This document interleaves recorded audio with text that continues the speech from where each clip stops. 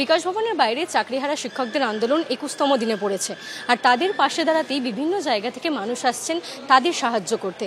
এই মুহূর্তে একজন এসেছেন যিনি পেশায় খবরের কাগজ বিক্রেতা, নিজের আয়ের সামান্য অংশ তুলে দিতে এসেছেন এই চাকরিহারা শিক্ষকদের পাশে দাঁড়িয়ে। কথা বলবো তার সঙ্গেই। আপনি কোথা থেকে এসেছেন? আমি শিয়ালদা কলেজ স্ট্রিট অঞ্চল থেকে। আজকে চাকরিহারা শিক্ষকদের পাশে দাঁড়িয়ে আপনার আয় তুলে দিচ্ছেন তাদের হাতে। যাদের আগামী দিনে আগামী প্রজন্মে যারা ছেলেমেয়েরা যদি অশিক্ষিত নয়, সমাজ বিরোধী তৈরি নয়, যোগ্য শিক্ষকদের হাতে পড়ে, সেই জন্য আমি এসেছি এনাদের সাহায্য করতে।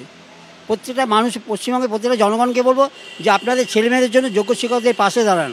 আজকে যোগ্য শিক্ষক যদি না থাকে তাহলে ছেলেমেয়েরা মূর্খ হয়ে যাবে, পকেট মারা যাবে, সমাজ বিরোধী তৈরি হবে। এতদিন ধরে তাদের আন্দোলন চলছে, চাকরির দাবিতে তারা বসে রয়েছেন।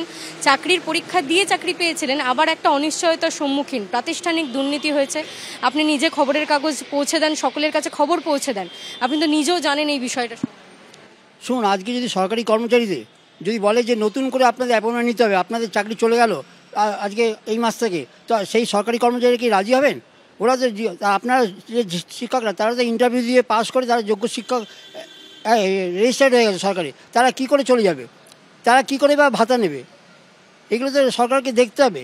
পেপার বিক্রেতা একজন, উনি কতটুকু স্যালারি পান বা মাইনে পান বা কতটুকু উপার্জন করতে পারেন, সেই জায়গা থেকে উনি এসে আমাদেরকে বলছেন যে আমার একদিনের যা ইনকাম আমরা সেইটুকুই তুলে দিতে চাইছি, কারণ আমার ছেলে মেয়ে রয়েছে, তাদের ভবিষ্যৎটা কী? কারণ আজকে যোগ্য হয়ে যদি চাকরিহারা হতে হয়, সেই ভবিষ্যৎ প্রজন্মের কাছে এই বার্তাটা কিভাবে পৌঁছাবে?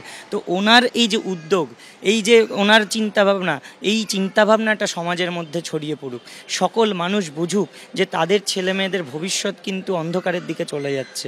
ওনার মতো মানুষরা আমাদের পাশে আসুক, এটাই আমরা চাইব। চাকরিহারা শিক্ষকদের বেদনা শুধুমাত্র খবরের কাগজে অক্ষরেই, এই কালির ছাপা অক্ষরেই আবদ্ধ হয়ে নয়, মানুষের মনকে ছুঁয়ে গিয়েছে সেই বিষয়টি, এবং সেই জন্যেই দূর দূরান্ত থেকে সাধারণ মানুষ আসছেন তাদেরকে সাহায্য করতে। এই মুহূর্তে আরেকজন এসেছেন যিনি পেশায় খবরের কাগজ বিক্রেতা হলেও তার আয়ের অংশ তিনি তুলে দিচ্ছেন চাকরিহারা শিক্ষকদের হাতে। ক্যামেরায় সন্দীপের সঙ্গে ঐশী মুখোপাধ্যায়, এবিপি আনন্দ, সল্টলেক। গতকাল একদিকে যখন শিক্ষা সচিবের সঙ্গে 6 জনের প্রতিনিধি দল চাকরিহারাদের টানা বৈঠকে গিয়েছিলেন বিকাশ ভবনে, দুজন কিন্তু রওনা দিয়েছিলেন দিল্লি সুপ্রিম কোর্টের উদ্দেশ্যে, এবং তারা জানাচ্ছেন যে সুপ্রিম কোর্টের দ্বারস্থ তারা হচ্ছেন তার কারণ ওএমআর শিটের মিরর ইমেজ কপি প্রকাশ্যে আনুক রাজ্য এবং এসএসসি।